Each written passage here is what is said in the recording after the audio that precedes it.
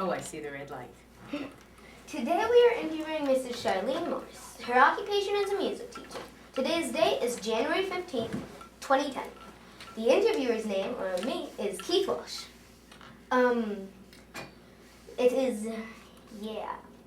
We are at the workplace of Mrs. Morse on Route 9 in Marlboro. Today's production crew is on video camera, Sequoia Allison Burns, on audio recorder, Mitchell Redfield, and on still camera, Sheldon Burnell.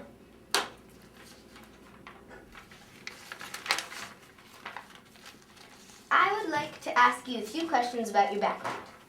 Have you always lived in Marlboro, or did you move here from somewhere else? I've lived here since 1981.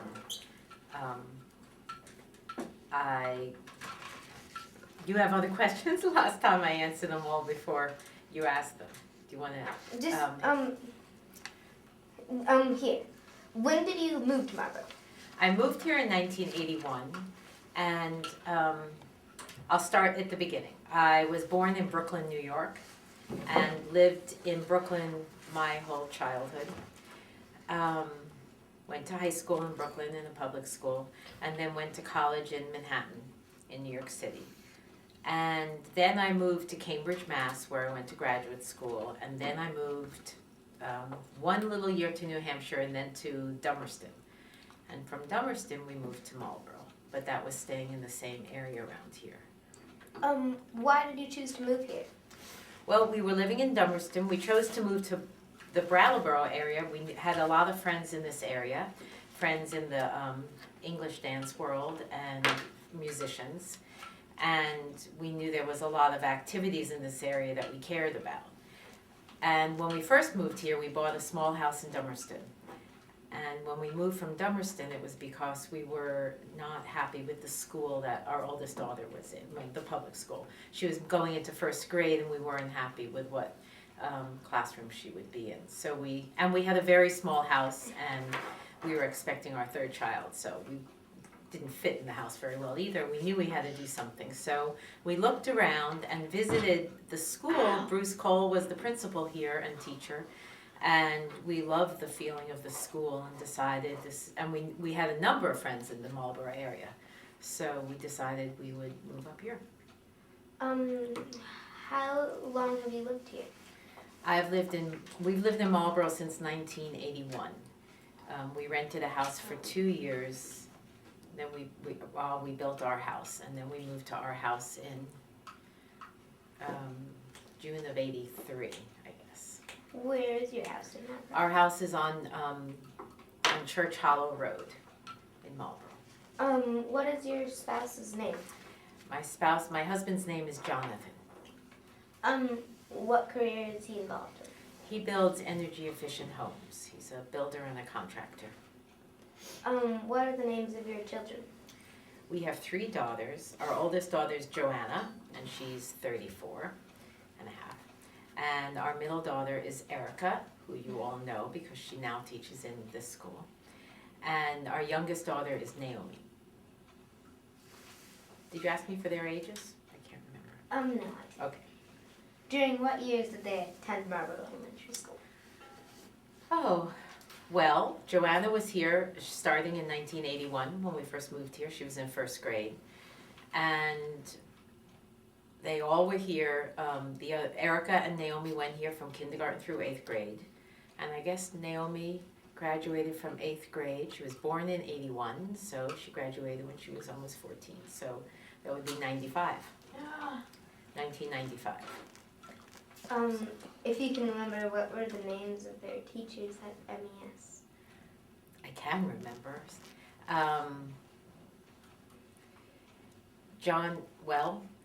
Way back when Joanna started, she first had a woman named Robin MacArthur, a different Robin MacArthur, actually the aunt of the Robin MacArthur some of you might know. And John Morris was another primary teacher.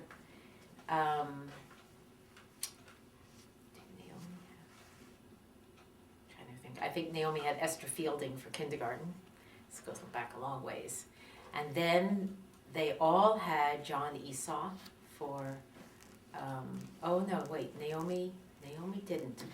wait, didn't it? Oh, yes, she did. But before she had John Esau, she had Judith Nero, who was teaching 2nd, 3rd grade. Then she moved into Johnny's class. Erica had John Esau for 3 years because he shifted from being a 3-4 teacher to being a 4-5.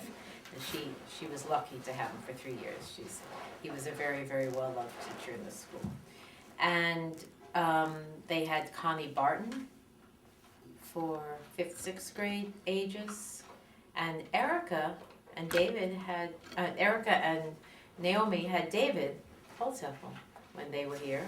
Erica was in David's class the first year he taught here, in 6th grade. And Joanna had Bruce Cole in junior high. She was lucky to have him for 1 year, and then he retired. And then Michael Edelstein was hired. He taught junior high. And Naomi had, I'm trying to remember if she had Tim or not. She had Michael and Peggy Tiffany. This is a hard question. You didn't give me that question last time. That's a hard question when it goes back so far. So, a lot of different teachers. Where did they go to college? Joanna went to Wesleyan University in Connecticut, and Erica started at Mount Holyoke College in Massachusetts and transferred to Oberlin in Ohio. And Naomi went to Oberlin for 4 years. They were there together for a couple of years. We always loved visiting that school. It's a wonderful school. Probably all of you in this room would enjoy that school. It has a great varied student population that do really interesting things. Where do your children live now? Joanna lives in Amherst, Mass. She teaches high school history. Erica lives in the Brattleboro area, and as you know, she teaches here. She teaches in the classroom where she went to school for 3 years herself when she was your age, or a bit younger than you. And Naomi lives in Brooklyn, New York. What does Naomi do? Naomi mostly is trying to make a living as a musician. She plays fiddle very well. She has a couple of bands. She plays for dances a lot. She also sings somewhat professionally. She also works for an old friend of ours who has a nonprofit who helps early music groups with administration things. So she works a couple of days for him. Do you have grandchildren? I now have my first grandson. Yes, Joanna has a baby named Caleb, and he's 9 months old. Where did you grow up? I grew up in Brooklyn, New York, which is interesting because that's where Naomi lives now. Where did you go to school when you were young? I went to public school, a walking distance from where I live. That was the way the public schools worked in Brooklyn. You actually walked home for lunch. I walked home for lunch and then went back, walked back to school. And then I went to Midwood High School, which is a high school, has around 4,000 kids in it, and it's right next to Brooklyn College. And then I went to Barnard College, which is in Manhattan. How would you describe yourself when you were young? I think I was interested in a lot of different things. I had, especially in high school, I had sort of two groups of friends which overlapped. I had friends who were all involved in music, as I was. Not always classical music, but folk music and dancing. And I grew up listening to a lot of folk music that my family also listened to. And I also was involved a lot in political work. I was in high school in the early 60s, so the civil rights movement was sort of timely, given that Monday's Martin Luther King Day. Isn't today his actual birthday? Am I right? Today's actual birthday. So I was very involved in a political group in our high school that was working for civil rights. And a group of friends with me went down to the March on Washington in Washington in '63, where Martin Luther King gave that famous "I Have a Dream" speech. So That was a very important part of my life and always has been and still is. And my friends from high school are still very involved down there in different work. We get together and talk about it and stuff. What was your plan of study in college? I was a music major. I didn't think I would be when I went to college at first, but I had a really wonderful teacher for one music class and realized how much I loved studying it. I did play the flute for many years at that point and really loved music, but I didn't think of it as something I would major in. But I did, and I really did enjoy it. And then I went to graduate school at Harvard to become a teacher of music. May I ask how old you are now? I am, at the end of this month, I'll be 62. How did your interest in music develop? Did you begin as a child and continue? It did. When I was young, you know, I feel like it's different than it is today. I'm not sure it was my choice, but my mother told me I was to take piano lessons, which I did, but I didn't like practicing the piano. And sometime around 5th, 6th grade, she came home and said she had the instrument that she thought I would love to play, which was the flute. She said she thought I should switch to flute. And she actually was right. I'm not sure I thought she was right at the time, but I really did love playing the flute. And from right away, I enjoyed practicing and I enjoyed playing in groups. And I think that the little orchestras and bands, I went to a big junior high and a big high school, and there was a big band and orchestra in both groups. So I had a lot of opportunity to play with other kids. And also, the other thing about my music development and my interest in music is my family always listened to a lot of folk music. I grew up listening to the Weavers and Pete Seeger and a lot of wonderful music that I think helped shape my interest in and who I am today. What instruments do you play? Well, in my life I played the flute. I was most advanced on the flute. I've played a lot of instruments a little bit. I play a little bit of piano, because when I stopped piano, when I started the flute as a child, but when I went to graduate school to become a teacher, I decided to take piano lessons again, because I figured it would be a good tool. I play guitar. You all know I play guitar, you hear me. I taught myself guitar in high school. And I also have always loved string instruments, and I really love the cello. So at one point, as a young adult, I bought myself a cello and took lessons for a few years. But Erica now owns my cello, so I haven't played the cello in a while. Are there you kind of already answered this, but are there particular styles of music that are your favorites? Probably classical and folk music. Have you learned to play both of these styles, or there's some you enjoy listening but not playing? No, I've played both of them, because I used to play for dances myself as a flutist when I was younger. Do you or have you performed professionally? I guess in the folk music world, playing for dances and earning a living that way somewhat is professional. I mean, professional means making money doing it. Mm-hmm. So I guess I did somewhat, never to a great extent, never as much as my daughter Naomi does. Can you tell me about what that is or was like for you? Well, since I didn't do it full time or that much, I mean, I really loved it, but I loved it because I loved doing it, not because I made money doing it. And I think it was a help when I was a young person needing to earn a living. But I always loved being with children, so I realized that my interest in music and my interest in working with children would fit together, and therefore I didn't want to just be a professional musician. Did you usually play as a member of a group or solo? A member of a group. Many years ago, I was a member of a country dance band called the Canterbury Dance Orchestra, which was started in New Hampshire. That was the group I played with mostly. What's like the biggest place you've ever performed, do you think? Ooh, biggest place.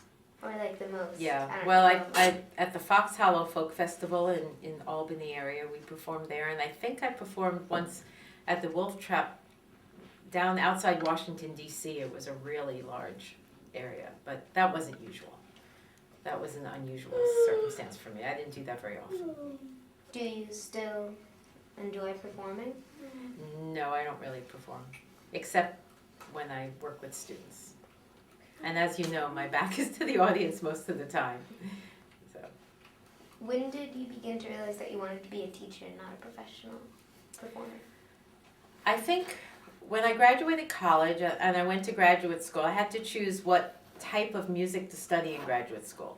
And when I chose to go to the education school at Harvard, I still took flute lessons with a really well-known flute teacher who played in the Boston Symphony. And I toyed with the idea of, do I want to become a professional flutist?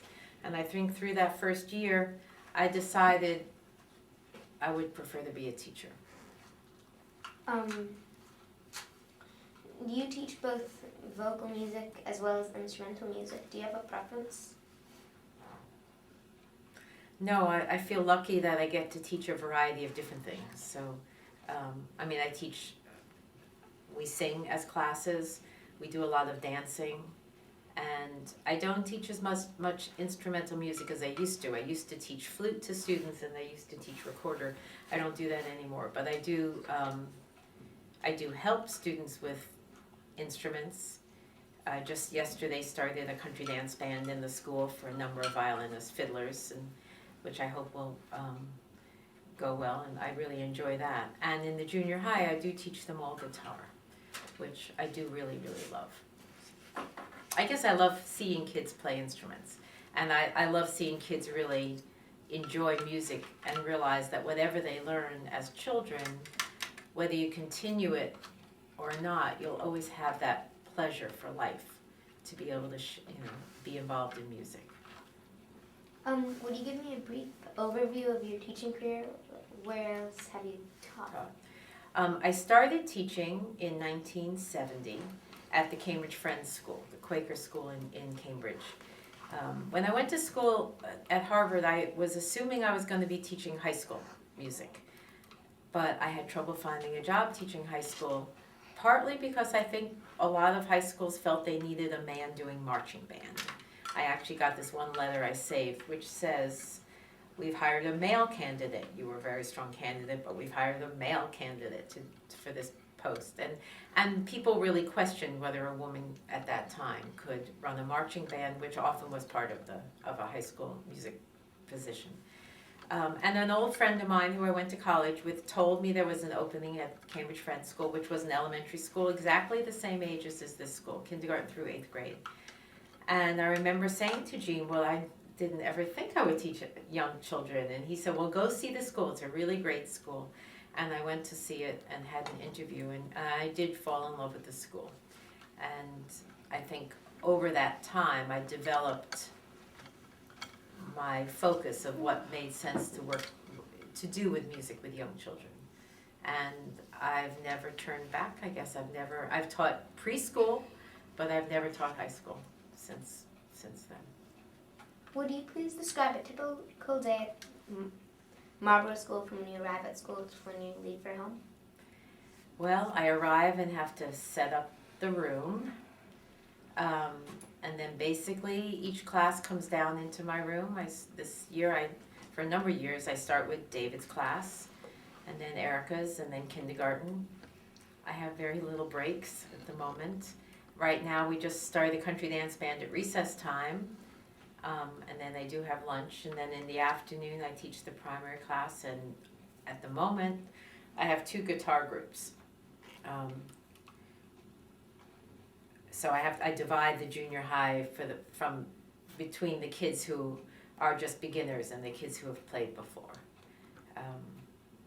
And within each class, I often do different things, but it always involves singing, dancing, instruments of some sort, the handbells. We all use the handbells at some time in the year. Any other questions about that? What do you feel are the more important parts of your teaching? Well, it's really important to me to think about the whole child. As I've taught for many years, it's almost 40 years, and I love teaching music. But what interests me the most at this time, I think, is finding a way to reach each child and have each child be really excited and love music in a way that makes sense for them. I'm not sure I can always be successful. As you know, I spend, 40 minutes a week with each of you, so it's a really short time. But I think that music is something, when you learn it when you're young, you have it for life. You'll have the songs you know now, you will know when you're 50.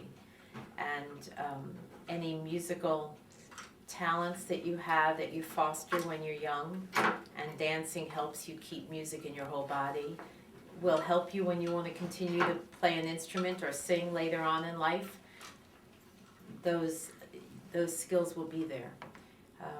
I've really loved it when I've had students who are older, in their 20s and 30s, come tell me how much it's, certain things they learned when they were in elementary school with me, or things they still think about and use in their life and share with children, or in their own way, in their own music. So that's what matters to me, I guess. What people are experiencing. Oh wait, there's something else that matters to me. I'm sorry, I just thought of it. And you all know this too, but it matters a lot to me, and I use music as a vehicle, that we learn to work together as a community. And I think that music and dance is perfect for that, because whether it's singing or dancing, you can't really do it unless you work well with everyone who's doing it with you. One of the reasons I love teaching sword dancing in the junior high is they're actually linked together by holding the swords. And when they learn the intricate figures that are part of the dance, they can't do it themselves without the entire set knowing how to do it with them. So there's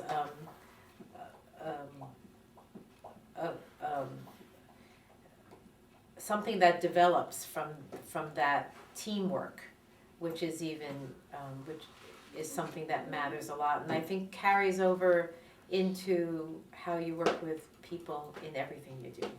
So that matters a lot to me too.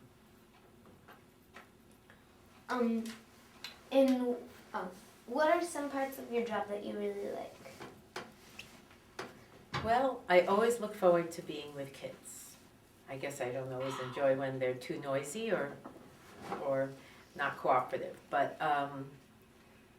I think whenever I get to school, I'm always happy to see the children. What do I love? I feel lucky that I teach so many different ages. Some people have said to me, oh, isn't junior high the hardest class to teach? And I said, well, it might be the hardest sometimes, but it can also be the most rewarding when it works. And it's nice that I can go from teaching 6-year-olds to teaching 14-year-olds. So I have that variety in the day. If I had to teach all day long the same age, different music classes of all the same age kid, I think that could get monotonous. I'm not sure, but I have never done that. Never been in a school where it was a huge school. I've always been in smaller schools. What are some of the ways that the job as teaching has changed over time? I think that our culture has changed, and in this country, and I think the thing that's the hardest is behavior and discipline. And it might be that there's so much involvement with children with TV and videos and computers that there's this expectation of everything happening fast around them. And the sort of being patient, listening to each other, and being cooperative takes a lot of work.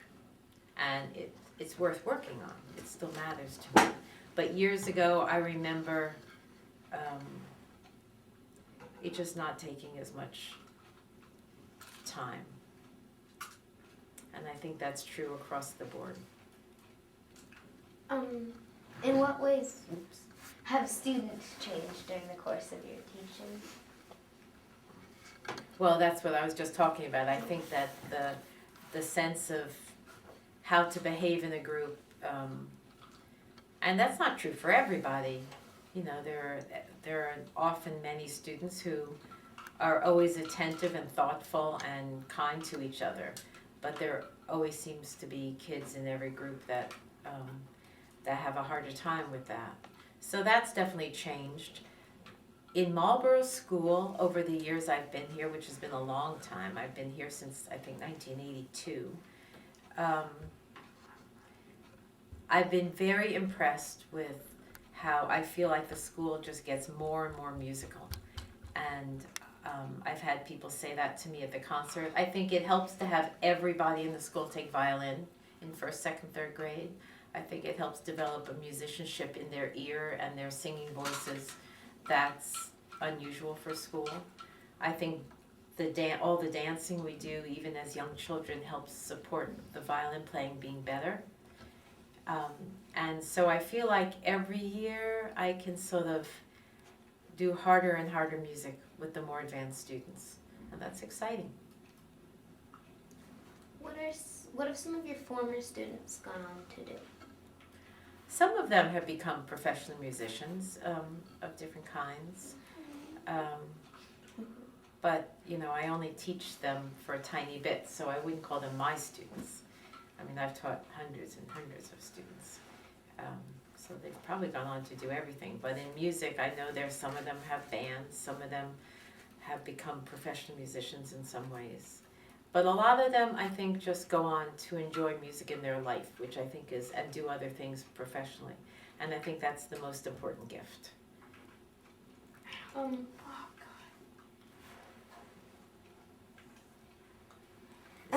Is he all right down there? What people or experience would you say have influenced you in your personal life?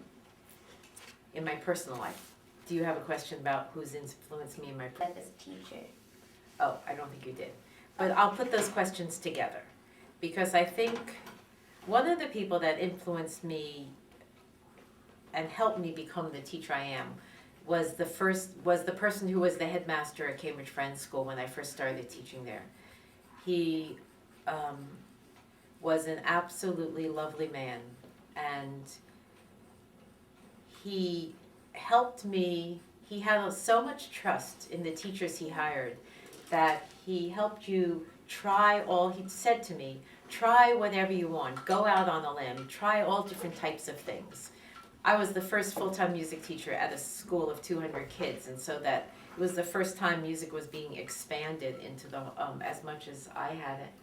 And every time he'd see me doing, you know, little things, I'd get scraps of paper in my mailbox with notes saying things he saw that he loved. And I have a whole notebook of his scraps. And I think that he made me trust my intuition about what felt right. And he also had an absolutely lovely way of working with people. It is a Quaker school, Cambridge Friends School. And Tom Waring is his name, and he was a Quaker.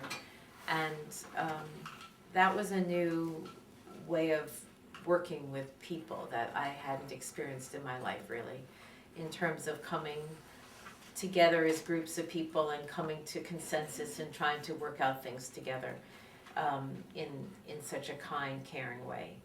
And that I think influenced me as a person as well as in my teaching.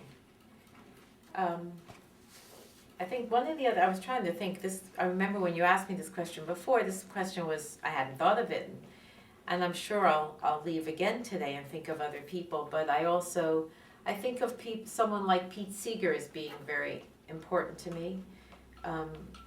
He's 90 now. When I was a child, he was part of the singing group called the Weavers. He was an amazing folk singer, but more than that, he was an amazing human being, and he still is. And he's always made choices of what he does with music from what he morally believes is right. And he's used music to really help people in the world, and I really, really admire that. And that's mattered a lot to me too. If you could live anywhere in the world without having to be concerned about income, where would you want to live? I guess I have no desire to live anywhere else but Marlboro. I'm not someone who's eager to travel a lot, although I've enjoyed when I have traveled. And I've always enjoyed seeing other places. But I really love coming home here. So.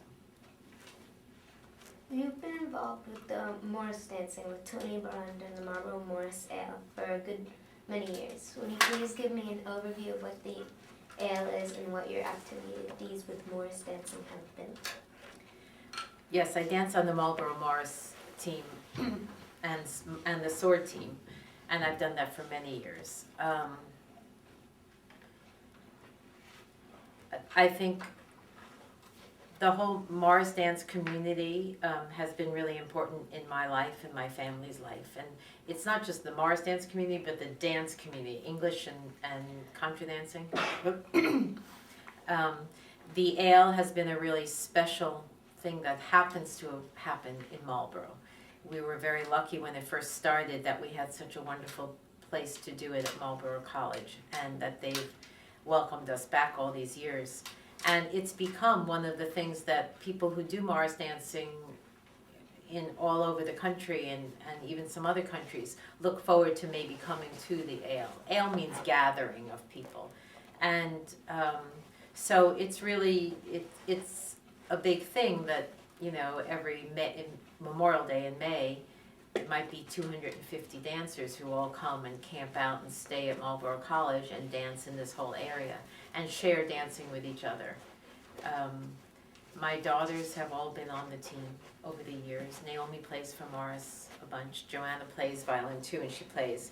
Erica is now one of the teachers of our team, and she's inspired a number of younger women to join the team. And so the team suddenly has new life. A lot of us were getting old. It's very strenuous dancing. And so it's really exciting. There's a movement, not just here, but in England as well, with younger dancers doing amazingly wonderful choreography and dancing in Morse, taking it to places that I think some of us never imagined it could go. So it's an exciting time. And the ale has been a big piece of it. What sorts of activities are you involved with outside of your teaching besides the Morse dancing? I used to sing in the community chorus.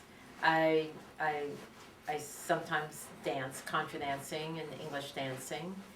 I have a book group that I belong to in Marlboro that I love. I love to read novels. I do a lot of knitting.